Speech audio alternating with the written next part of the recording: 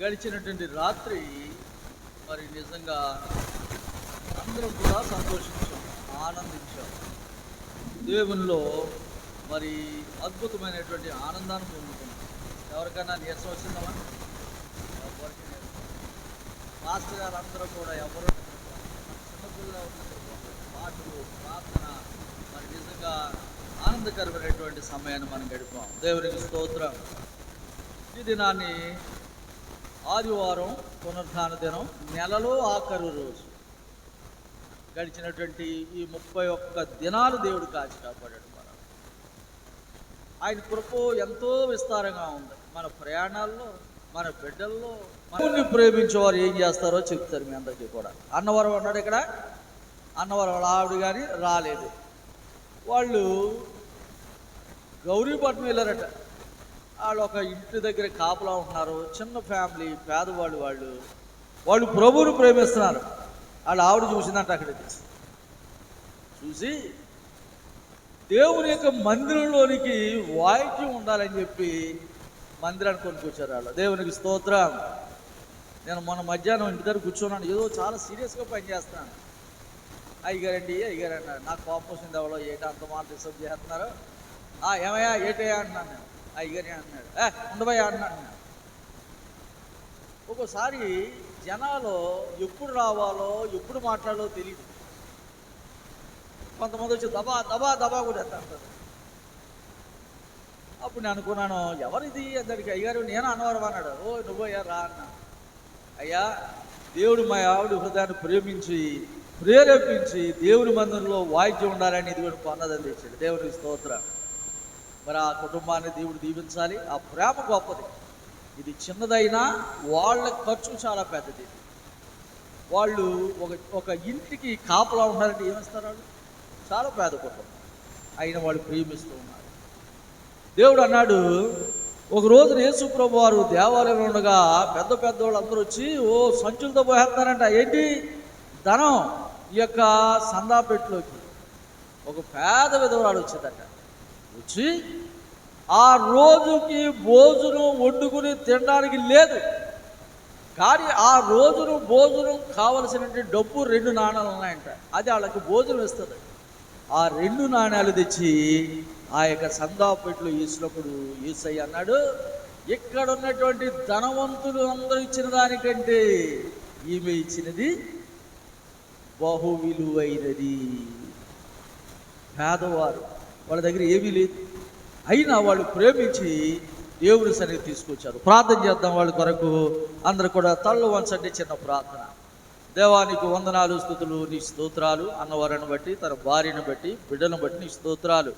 నాయన, వారు అక్కడ కాపులా ఉంటుండగా పేదలు, దీనులు, నాయన వారికి నీ సహాయతను దయచేయండి, ఆరోగ్యాన్ని దయచేయండి, ఆదరించండి, పోషించండి, కాపాడండి. వారు తీసుకొని వచ్చిన నీకు వాయిద్యాన్ని నీ మహిమార్థమై వాడుకొని వారిని 30దంతలుగా, 60దంతలుగా, 100దంతలుగా దీవించమని క్రీస్తునామమున వేడుకుంటున్నాం తండ్రి.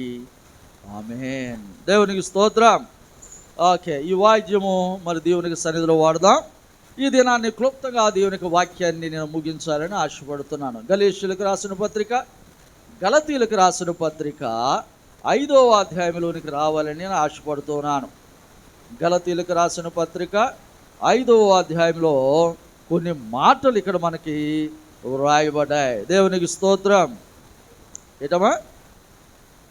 ఒకసారి ఎవరైనా చదవండి. 5వ అధ్యాయము 6వ వచనం. సారీ అమ్మా, 16వ వచనం చదువుతలి. 16వ వచనం.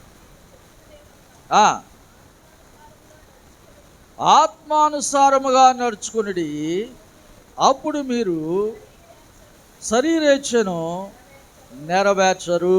దేవునికి స్తోత్రం. క్లుప్తంగా చెప్తాను, మీరు అందరూ వినాలి. చాలాసేపు అయింది, మనం రాత్రంతా కూడా దేవుని సన్నిధిలో ఉన్నాం. ఇక్కడ ఆయన అంటున్నాడు, ఆత్మీయ జీవితం జీవించటం, శరీరానుసారంగా జీవించటం. జాగ్రత్తగా వినాలి. మనం 2 జీవితాలు మనకు ఉంటాయట. ఒకటి ఆత్మానుసారమైన జీవితం, రెండోది శరీరానుసారమైన జీవితం. ఆత్మానుసారం అంటే యేసు ప్రభువు నమ్ముకొని బాప్తిసం తీసుకొని దేవుని బిడ్డగా జీవిస్తూ దేవుని సన్నిధికి వస్తూ దేవుని మాటలు వింటూ దేవుని యందు భయభక్తులు కలిగి ఉండటం. ఆత్మానుసారమైన మనసు. రాత్రి మీ అందరూ చెప్పాను, పరిశుద్ధాత్మ దేవుడు మనతో మాట్లాడతాడు. ఆయన నీతిగా, యథార్థంగా, నమ్మకంగా ఉండాలి. ఆత్మ మనకు బోధిస్తూ ఉంటుంది. అయితే దేవుని యొక్క బిడ్డలారా, ఇక్కడ రెండు కనపడుతున్నాయి: ఆత్మానుసారమైన జీవితము, శరీరానుసారమైన జీవితము. అదే ఏమన్నాడంటే, fruits of the spirit and the works of the flesh. ఆత్మీయ కార్యాలు, ఫలాలు, శారీరక క్రియలు. ఇది మీరు అర్థం చేసుకోవాలని ఆశపడుతున్నాను. 16వ వచనం మనం చూసినట్లయితే, ఆత్మానుసారముగా నడుచుకుని అప్పుడు మీరు శరీరేచ్ఛలను నెరవేర్చరు. ఆత్మ చెప్తుంది మనకి. రాత్రి కాలంలో పరిశుద్ధాత్ముడు చెప్పాడు, పౌలును బర్నబాను ప్రత్యేకపరచండి అన్నాడు.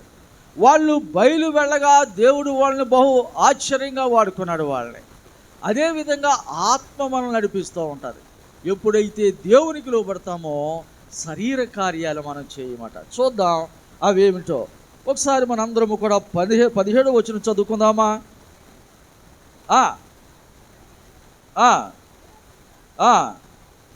ఆమేన్. చాలు తల్లి. ఇక్కడ ఏమన్నాడంటే, శరీరమును ఆత్మనకు కూడా రెండిటికి దెబ్బలాట జరుగుతుందట. ఏం జరుగుతుందమ్మా? మనం ఒక మనిషిమే. మనలో ఎన్ని ఆత్మలు ఉంటాయి?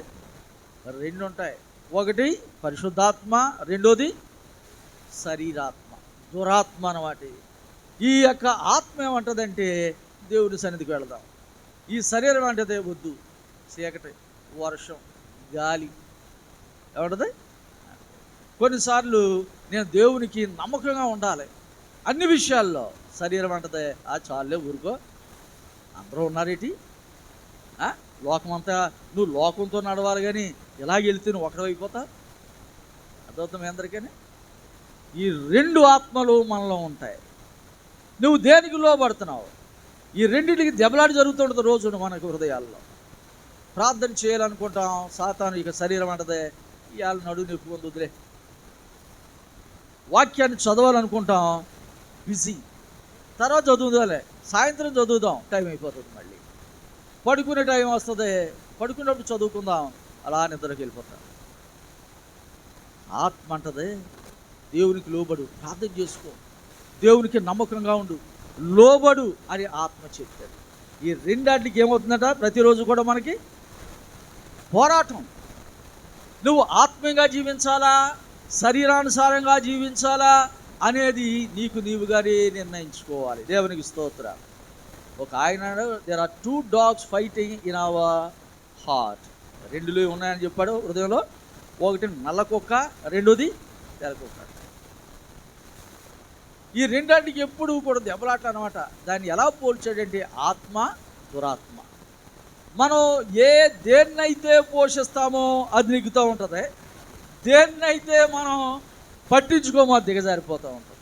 మన జీవితంలో కూడా ఆత్మీయంగా ఎదగాలి, దేవుని సన్నిధికి వెళ్ళాలి, వాక్యం వినాలి, నమ్మకంగా ఉండాలి, దేవునికి ఇవ్వాలి, దేవునితో నడవాలన్నప్పుడు ఆత్మలో ఎదుగుతూ ఉన్నది. నువ్వు ఎప్పుడైతే అపనమ్మకస్తుడుగా, నమ్మకత్వం లేనటువంటి వాడిగా, దేవుని దగ్గర భయభక్తులు కలిగినటువంటి వాడిగా ఉంటావో, నీవు శరీరానుసారంగా జీవించడం మొదలు పెడతావు. శరీరానుసారులు దేవుణ్ణి చెప్పాలి, దేవుణ్ణి మహిమపరచలేరు. దేవునికి స్తోత్రం. అంటే అయ్యా, మరి ఎలా మహిమపరచగలం? నువ్వు దేవునికి లోబడితే అదే దేవుని మహిమపరచడం, దేవుని దగ్గర నమ్మకంగా ఉంటే అదే దేవుని మహిమపరచడం. మరి మనం నమ్మకంగా ఉన్నామా? లోబడుతున్నామా? శరీరానుసారంగా జీవిస్తున్నామా? ఆత్మానుసారంగా మనం జీవిస్తున్నామా?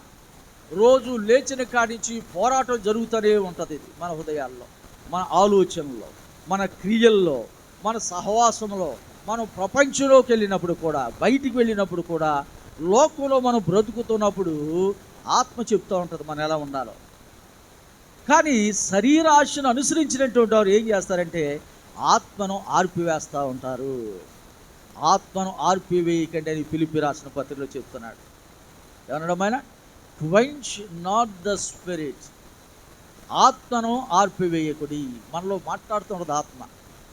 మనలో చెడతలంపులు వచ్చినప్పుడు, మోసం చేయాలన్నప్పుడు, దగా చేయాలన్నప్పుడు, ఒకడి మీద అబద్ధ సాక్ష్యం పలకాలన్నప్పుడు, ఒకళ్ళు అన్యాయంగా వాళ్ళు తిట్టాలన్నప్పుడు, ఒకళ్ళ జీవితాన్ని నాశనం చేయాలని మనం అనుకున్నప్పుడు ఆత్మ ఏం చేస్తుంది? మనతోటి మాట్లాడుతుంది. నువ్వు బాప్తిసం తీసుకున్నావు, నువ్వు దేవుని బిడ్డవు, నువ్వు ఇలా చేయకూడదు అని ఏం చేస్తుంది? ఆత్మ మాట్లాడుతుంది. నువ్వు ఎప్పుడైతే ఆత్మకు లోబడవో నువ్వేం చేస్తావు? అప్పుడు శరీర వాంఛలు వచ్చేస్తాడు. నిలిపోయి అబద్ధవాడు, వాడి జీవితాన్ని పాడు చేసేయి, లేనిపోని చెప్పు, దేవునికి సరిగా ఉండకో, దేవుని దగ్గర నమ్మకస్తుడిగా ఉండకో, ఇవన్నీ కూడా శరీరంలోకి వెళ్ళిపోతాయి అన్నమాట. ఆత్మానుసారంగా నడవకండి అంటున్నాడు ఆయన. శరీరానుసారంగా మీరు నడవద్దు, ఆత్మానుసారంగా నడవండి. మరి మనం ఆత్మానుసారంగా నడుస్తున్నామా? మీరు పరీక్షించుకోవాలి. చదువు తల్లి మరోసారి 17వ వచనం.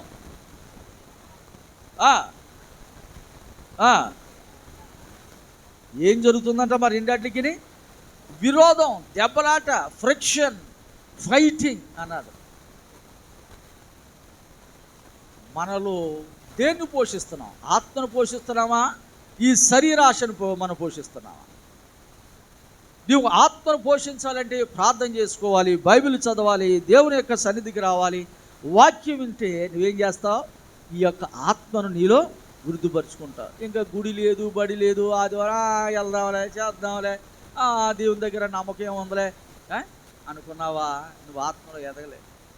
నీకు తెలుసు నువ్వు ఎక్కడ పడిపోతున్నావో, నీకు తెలుసు ఎక్కడ నువ్వు సరిగా లేదో. అందుకని బైబిల్ గ్రంథంలో మనం చూసినట్లయితే 18వ వచనం అంటున్నాడు, చదువు తల్లి. మీరు ఆత్మతో నడిపింపబడిన ఎడల ఆగుతలేదు, ధర్మశాస్త్రమునకు లోనైనటువంటి వారు. ఈ లోకంలో ఉంటుందంటే ఇది చేయకూడదు, అది చేయకూడదు, ఇది చెయ్యి, అది ఏం చెప్తుంది? ధర్మశాస్త్రం. అది బైబిల్ చెప్తూ ఉంది. నువ్వు ఎప్పుడైతే ఆత్మకు లోపడతావో ఈ లోకంలో ఉన్నటువంటి ధర్మశాస్త్రాన్ని నువ్వు లోపడవు, దాన్ని పాటించవు. నువ్వు ఎవరికి లోపడతావు? దేవునికి లోపడతావు. మనం ప్రార్థనకు వస్తున్నాం, దేవుని బిడ్డలుగా ఉంటున్నాం. మరి శరీరానుసారంగా జీవిస్తున్నామా, ఆత్మానుసారంగా మనం జీవిస్తున్నామా? పౌలు గారు చెప్తున్నాడు, ఆత్మానుసారంగా జీవించేవారు దేవుని మహిమపరచలేరు, దేవుని సంతృప్తపరచలేరు.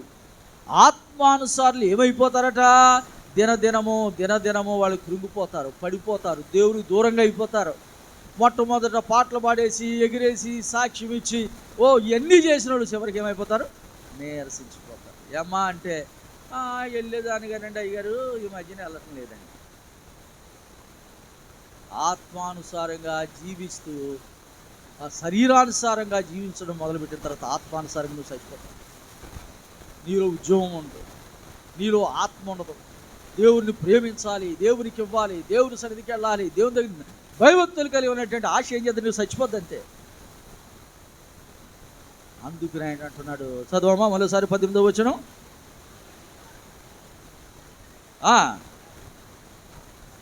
కారు ఇప్పుడు మీరు జాగ్రత్తగా వినండి. ఆత్మకార్యములు వేరు, శరీర కార్యములు వేరు. చదవండి అవి ఏంటంటో 19 నుంచి 21 వరకు. అమ్మా, అవి ఏమనగా ఏటమ్మా? జారత్వము, విగ్రహారాధన, ఏటమ్మా? అభిచారము, ద్వేషమును, కలహమును, మత్సరాలు, క్రోధములు, ఏటమ్మా? కక్షలు, భేదములు, విమతలు, ఏటమ్మా? అల్లరితో కూడిన ఆటపాటలు మొదలైనవి. దేవునికి స్తోత్రం. మీరందరూ అండర్లైన్ చేసుకోండి. ఇంటికి వెళ్ళిన తర్వాత ఇవన్నీ చదవాలి. నేను ఎక్స్ప్లెయిన్ చేయడానికి నాకు సమయం లేదు, కానీ ఇంటికి వెళ్ళిన తర్వాత ప్రతి వారు కూడా మీరు ఏం చేయాలమ్మా? చదవాలి. శరీర కార్యాలు ఏటట? జారత్వము, అపవిత్రత.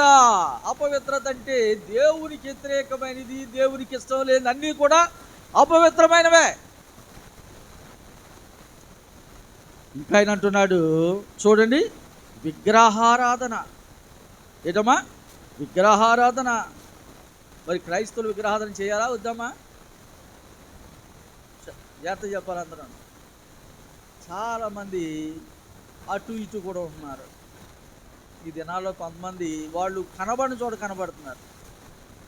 దైవ గ్రంథం అంటుంది విగ్రహారాధన చేయడానికి వీళ్ళు శాపగ్రస్తులు అని చెప్పాడు దైవ గ్రంథంలో. బైబిల్లో ఇది బైబిల్కి సంబంధించింది, మనం ఎవరిని బయట అనట్లేదు. బైబిల్ చెప్తుంది ఇశ్రాయేలీయులకు మీరు విగ్రహారాధన చేయకూడదు. తర్వాత అభిచారము, ద్వేషము. ఒకవేళ మనం ఇతరుల ఏళ్ళ ద్వేషం కలిగి ఉన్న పాపమే. కలహం అంటే ఏంటమ్మా? ప్రశాంతత ఉండదు. ఈ పక్కోడితో దెబ్బలాట్లో, ఆ పక్కోడి దెబ్బలాట్లో, ఇరుగు పొరుగు దెబ్బలాట్లో, ఎవరితో ప్రశాంతంగా ఉండలేరు వాళ్ళు. కలహాలు పడకూడదు, దెబ్బలాట్లు ఆడకూడదు. ఇంకేంటట? మత్సరం, ఎవరికైనా ఉంటే ఊర్చుకునేతనం. ఏంటమ్మా? మూతు బిగించేయటం, ఏదో మాట అనటం వాళ్ళని. కొంతమంది ఉంటారు నోరు ఆగదు, ఏదో అంటూనే ఉంటారు. బైబిల్లో మాట ఉంది, దుష్టుని యొక్క వీపునకు బెత్తమే తగును అన్నాడు. ఊరక మాట్లాడేవానికి ఏమవుతుంది సార్ చెప్పండి? ఎవడో కొడతాడు. తన నోరును కాచుకొని వాడు తన ప్రాణమును చెప్పాలి కాపాడుకొనును. అందరూ కూడా అందుకున్న సామెత ఉంది, మన నోరు మంచిదైతే ఊరు మంచిదైతే. మనం ప్రతి ఓళ్ళు మన ఇష్టానుసారంగా మాట్లాడాం అనుకోండి, ఏం చేస్తారు చెప్పండి ఒకసారి? ఆడవాళ్ళు అయితే ఆడవాళ్ళు అందరూ కుమ్మేస్తారు ఏదో రోజు, మగవాళ్ళు అయితే మగవాళ్ళని కుమ్మేస్తారు. ఏది ప్రాముఖ్యం? నాలుక. ఎవరిని ఎలా అడ్రస్ చేయాలో, ఎవరితో ఎలా మాట్లాడాలో తెలిసి ఉండాలి. మనం భూలోకంలో ఉన్నాం, ఎవరిని మన ఇష్టం వచ్చినట్టు మాట్లాడకూడదు.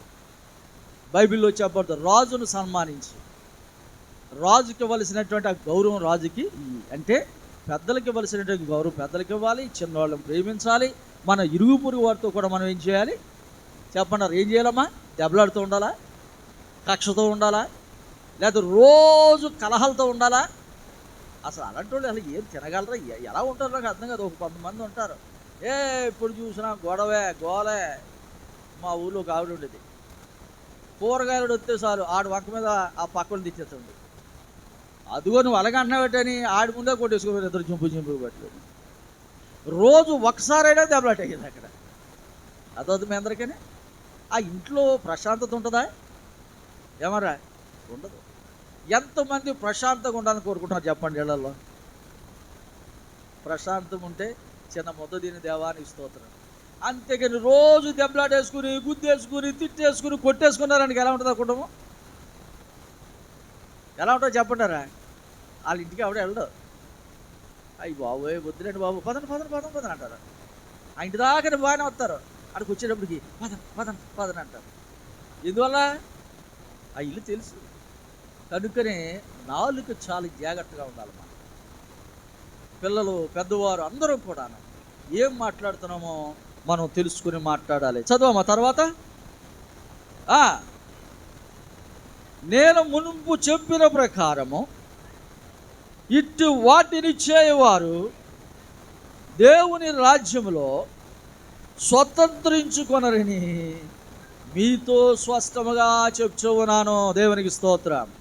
మీరు ఇంటికి వెళ్ళిన తర్వాత ఇందులో ఏదైనా క్వాలిటీ మనలో ఉన్నట్లయితే విడిచిపెట్టండి, ట్రై చేయండి. కోపమా? త్వరగా కోపం వచ్చి చేస్తున్నావా? ప్రార్థన చేయి. నాయన ఈ యొక్క బ్యాడ్ హ్యాబిట్ ఇచ్చిన నాలో తీసేయండి. ఇతరుల మీద సాడీలు చెప్తున్నావా? ఇతరులకు హాని చేస్తున్నావా? లేకపోతే దేవుని దగ్గర నమ్మకంగా ఉండలేకపోతున్నానా? ప్రభువా నేను నమ్మకంగా ఉండడానికి సహాయం చేయండి. ఈ లక్షణాలు ఉన్నటువంటి వారు దేవుని రాజ్యానికి వారసులు కారు. కానీ ఆత్మీయమైనటువంటి జీవితము ఎలా ఉండాలట? ఆత్మీయ జీవితం కలిగినటువంటి ఎలా ఉంటారో చెప్తుంది. 22 చదవండమ్మా. అయితే ఆత్మఫలం ఏమనగా ప్రేమ, సంతోషము, సమాధానము, దీర్ఘశాంతము, దయాళత్వము, మంచితనము, విశ్వాసము, సాత్వికము, ఆశా నిగ్రహము. దేవునికి స్తోత్రం. నువ్వు దేవుని కలిగి ఉన్నట్లయితే, ఆత్మ ద్వారా నీవు నడిపించబడుతున్నట్లయితే నువ్వేం కలిగి ఉంటావమ్మా? ప్రేమ. ప్రేమించగలుగుతాం. వాడు హాని చేసినా ఓకే సరే దేవుడు చూసుకుంటాడు. లేదనుకో పళ్ళు పటపటా కొరికేస్తాం. ఆడు ఎప్పుడు దొరుకుతాడా, ఎప్పుడు నలిపేద్దామా అనుకుంటుంది. మనకి కక్ష వచ్చేద్ది అనమాట. చూడండి ఇక్కడ దేవుడు ఏమంటున్నాడో, ప్రేమించమంటున్నాడో, శరీరం ఏమంటుంది, నలిపేయి, పట్టుకోండి. చూసారా వ్యత్యాసం? క్రైస్తవులు అనేటువంటి వాడు ప్రేమను కలిగి ఉంటారు. రెండవది ఆయన అంటున్నాడు, ఇంకేం కలిగి ఉంటారటమ్మా, సంతోషంగా ఉంటారు. దేవునికి స్తోత్రం. దేవుని బిడ్డలు ఎలా ఉంటారట, పేదవారైనా సరే ఎలా ఉంటారమ్మా, సంతోషంగా ఉంటారు. ముఖాల్లో ఆనందం కనపడుతుంది. ఒక్కొక్కరు ఉంటారు, ఎన్ని డబ్బులున్నా సరే ముఖం కందగడ్డలా ఉంటుంది, దానికి ఆనందం ఉండదు, ముఖంలో సంతోషం ఉండదు. అదవుతుంది మీ అందరికీ. ప్రభువు నమ్ముకున్నట్లయితే ఆనందం మనకి. ఎందుకు తెలుసా, దేవుడే చూసుకుంటాడు. దేవుని స్తోత్రం. ఆడికి లక్షలు ఉన్నా సరే ఇంకో 1,00,000 ఉంటే బాగుండు, ఎవడు మెచ్చేది నెత్తి మీద చేసేద్దామా, ఎవడిని మోసగించేద్దామా, ఎవడు దిబ్బేద్దామా, ఈ ఆశ. వాడు లోకానుసారమైనటువంటి వాడికి ఆనందం ఉండదు.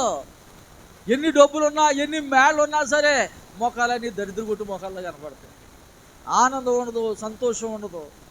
కానీ దేవుని నమ్ముకున్నటువంటి వారికి ఏముంటుందమ్మా, సంతోషం ఉంటుంది. మూడవది సమాధానము. దేవునికి స్తోత్రం. భార్య భర్తల మధ్యన సమాధానం ఉండాలి, కొట్టేసుకోకూడదు. అర్థమవుతుందా? దేవుని గుడికి వెళ్తూ నువ్వు సమాధానం కానీ మీ భార్య భర్తలు లేకపోయినట్లయితే నువ్వు లోకానుసారుడివే. వస్తాయి మాటల్లో మాట్లాడుకోరు, కానీ కొట్టడం తిట్టడం బైబిల్ ప్రకారంగా చేయకూడదు. బైబిల్ ఉంది, తన భార్యను ప్రేమించేవాడు తన శరీరాన్ని ప్రేమించుకుంటాడు. శరీరాన్ని బాగా ఉంచుకోవడానికి బాగా తింటాం, స్నానం చేస్తాం, పౌడర్లు కొట్టేస్తాం, అన్నీ చేస్తాం. ఎంత శ్రద్ధ తీసుకుంటున్నాం. అదేవిధంగా సొంత భార్యను కూడా ప్రేమించాలని బైబిల్ చెప్తూ ఉంటుంది. భార్య సగభాగం. బైబిల్ చెప్తుంది, భార్య బలహీన ఘట్టమని ఎరిగి వారిని సన్మానించమని చెప్పబడదు. దేవునికి స్తోత్రం. ఏం చెప్పబడదు? సన్మానించేవాడు. భార్యను వాళ్ళ అమ్మా నాన్న పెంచి పెద్ద చేసి చేతిలో చెయ్యేసి అప్పుడు వరకు వాళ్ళ నాన్న పువ్వులు తెప్పిస్తాడు, అన్నం పెడతాడు, అది చేస్తాడు, ఇది చేస్తాడు, ఆవిడ అంతా చేస్తాడు. పెళ్లి రోజున పాస్టర్ గారు పిలుస్తాడు, అబ్బాయి అమ్మాయి తల్లిదండ్రులు రండి అంటాడు. వాళ్ళు వస్తారు, కుర్రోడు చేతిలో అమ్మాయి చేయబెట్టినంటే అంతే, అయిపోయింది పని. అక్కడ ఇక వాళ్ళ అమ్మ వాళ్ళ నాన్న పని అయిపోయింది. ఎవరి చేతులకి వెళ్ళిపోయింది అమ్మాయి? ఇది ఆడవాళ్ళు చెప్పలేదు కదా, ఎక్కడికి వెళ్ళిపోయింది? భర్త చేతికి వెళ్ళిపోయింది. ఇంకా వాళ్ళ నాన్న వచ్చి అమ్మ రా అంటే కుదరదు, ఇక అయిపోయింది. ఇంక అక్కడితో వాళ్ళ చాప్టర్ క్లోజ్. కూతురు అంటే తండ్రి గుండెల మీద పెంచుతాడు. ఒక ఆయన చెప్పాడు, భార్యను రాణిగా చూసుకోలేకపోవచ్చు అంట మగవాడు, కానీ కూతుర్ని మాత్రం ఒక రాణిగానే చూస్తాడు. ఏ తండ్రి అయినా సరే గుండెల మీద పెంచుతాడు, పెద్దదాన్ని చేస్తాడు, గారాభంగా పెంచుతాడు, ఒక 5 చేతులు పెడతాడు. రోజు అని దంచేస్తాడు అనుకో, ఎలా ఉంటుందో చెప్పండి సార్, మీరు చెప్పండి ఎలా ఉంటుంది? దంచడానికి ఇచ్చాడా? ఇవ్వలేదు కదా. బైబిల్ చెప్తుంది, ఆదాము అన్నాడు, నా శరీరములో శరీరము, నా మాంసములో మాంసము నాది. నీ భార్య అంటే నీదే. నువ్వు ఆమెను ప్రేమించాలి, సంరక్షించాలి, పోషించాలని ఎఫెసీ రాసిన పత్రిక 6వ అధ్యాయం 5వ అధ్యాయం చదువుకుంటూ వెళ్తారు. 22 నుంచి 3 మాటలు ఏం చేయాలంటండి? ప్రేమించాలి, పోషించాలి, సంరక్షించాలి.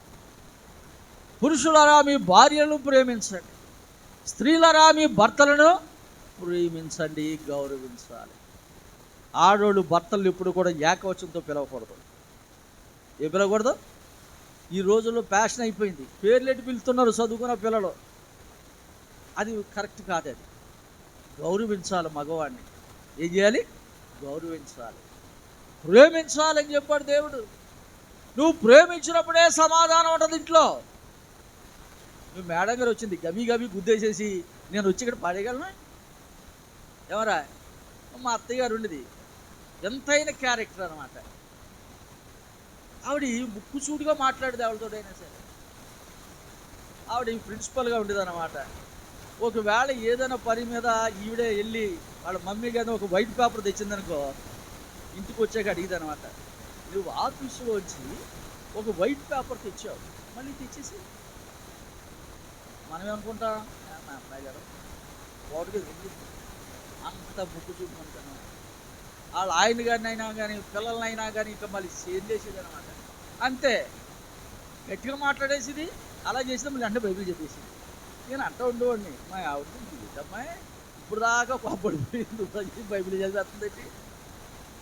అదొక క్యారెక్టర్ వాళ్ళు. అయితే మనం దెబ్బలాడుకుని ప్రశాంతంగా భోంచేయగలమా? ఏమారా భార్య భర్తగా భోంచేయగలరా? నవీనే ఉన్నాడు, వాళ్ళ ఆవిడ గుద్దేసి ఏంటి అమ్మాయి రా అంటే ఇద్దరు కూడా చక్కగా కూర్చొని ఏమండి ఈ మొక్కేసుకోండి లేదా ఇద్దరిని అంటదా? అనగలదా అసలు? సమాధానం ఉండాలి. ఏముండాలి ఇంట్లో? సమాధానం ఉండాలి. ఒకరికొకరు మాట్లాడుకోవాలి. Communication is very important. నీవు మాట్లాడకపోతే అవతల వ్యక్తి హృదయంలో ఏముందో తెలియదు. చాలామంది భార్య భర్తలు మాట్లాడకుండానే రోజులు అయిపోతూ ఉంటాయి. చాలామంది కుటుంబంలో మాట్లాడకుండానే రోజులు అయిపోతాయి. ఎప్పుడైతే మనం మాట్లాడటం మానేసామో మిస్అండర్స్టాండింగ్స్ విల్ డెవలప్. ఏమవుతాయి? ఒకరికొకరికి మిస్అండర్స్టాండింగ్స్ అనమాట. ఎందుకు మాట్లాడలేదు, ఏమో హృదయంలో ఉందో, సరే తను మాట్లాడిపోతే నేను ఎందుకు మాట్లాడాలి అని ఏం చేస్తాడంటే ఒకదానికొకటి లా పెరిగిపోతాయి. సమాధానం ఉండదు, నవ్వు ఉండదు, ప్రేమ ఉండదు. ఒకరికొకరు అలా మూతులు చూసుకోవడం ఇలా వెళ్ళిపోతాయి. బైబిల్ అలా ఉండడానికి వీల్లేదంటది. సమాధానము కలిగి ఉండాలి. దేవునికి స్తోత్రం. ఏం కలిగి ఉండాలమ్మా? నీ ఇంట్లో సమాధానం కలిగి, భార్యాభర్తల మధ్య సమాధానం ఉండాలి, బిడ్డల మధ్యన సమాధానం ఉండాలి, మన ఇరుగు పొరుగు వారితో సమాధానంగా ఉండాలి, లోకంలో మనం సమాధానంగా ఉండాలి. ఎవరు పెడతారు గొడవడకూడదు. మనం పౌలు గారు అంటున్నాడు, సాధ్యమైనంత వరకు అందరితోనూ సమాధానముగా ఉండండి. అలా లేకపోయినట్టే నీ క్రైస్తవ జీవితం వ్యర్థం, నువ్వు ప్రార్థన చేయటం వ్యర్థం, నువ్వు నిజమైనటువంటి ప్రశాంతతను అనుభవించలేవు. తలుపులే చేసేసుకుని ఎవరితో మాట్లాడకుండా ఉండటం వల్ల ప్రశాంతను అనుభవిస్తారా? లేదు. అందరితో కలిసి సరదాగా నవ్వుతూ సంతోషంగా ఉన్నప్పుడే ఆ ఆనందాన్ని నువ్వు ఆస్వాదించగలవు.